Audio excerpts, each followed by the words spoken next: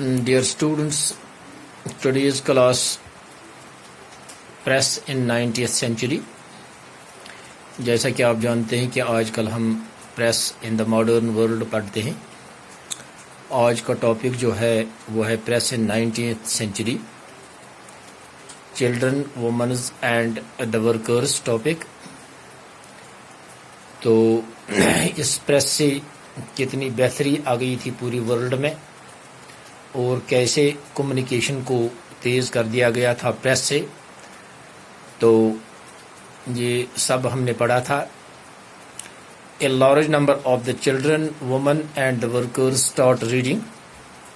تو جب سے یہ پریس آ گیا تو بڑی تعداد میں اب پوری طرح سے جب یہ پھیل گیا تو بڑی تعداد میں اب چلڈرن, وومنز اور ورکرز نے اس پریس کا فائدہ اٹھا کے اب ریڈنگ سٹارٹ کی.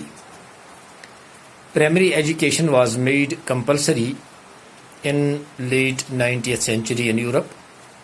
تو یورپ میں پرائمری ایجوکیشن کو 90th century میں کمپلسری مانا گیا. Production of school text books was increased. اور جب سے یہ کمپلسری پرائمری ایجوکیشن کو مانا گیا تو پروڈکشن آف بکس جو تھا کیونکہ بالکل انکریز ہو گیا تھا, کتابیں زیادہ زیادہ چھپنے لگے تھے اور لوگ زیادہ زیادہ پڑھنے لگے. Printing press was specially devoted for children. تو یہ چلڈرن کے لیے ڈیووٹ تھا. Which was set up in France 1857.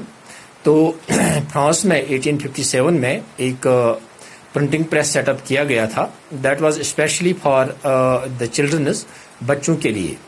Women became important readers as well as writers. اب جو وومنز تھے بڑے اہم ریڈرز بن گئے تھے اور رائٹرز بن گئے تھے.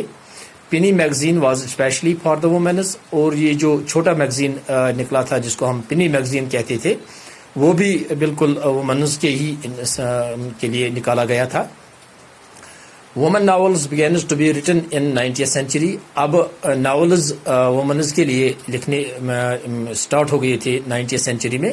سم popular women novelists were Jane Austen, Bronte sisters, George Eliot. Thus writing gave definition of the new women's. تو انہوں نے جب یہ ناولز لکھے ہیں تو اس سے وومنز کو کافی اچھا بالکل ملا تھا, تو عزت بھی ملا تھا اور ان کی بالکل وہ پوری طرح سے وہ وومنز کی کارکردگی کو پوری طرح سے نمایاں کیا گیا تھا. اس سے پہلے یہ کہا جاتا تھا کہ وومنز کو گھر میں ہی رکھا جائے, ان کو باہر نہیں نکلنا دیا جائے, ان کو ملازمت بھی کرنی نہیں دی جائے, ان کو رائٹس بھی ملتے, پراپرٹی رائٹس بھی نہیں ملتے تھے. تو اب آہستہ آہستہ ان کے لیے کافی بہتری آ گئی تھی. By mid 90th century, Richard M Hoe developed power driven cylindrical press. تو 90th century میں ریچرڈ ہوون نے پاور ڈرائیون سلینڈرکل پریس اب اس نے بالکل ایجاد کیا تھا. It was capable of printing 8,000 sheets per hour. تو یہ پریس ایسا تھا جیسا کہ 8,000 شیٹس یہ ایک گھنٹے میں نکالتا تھا. Used for printing news papers.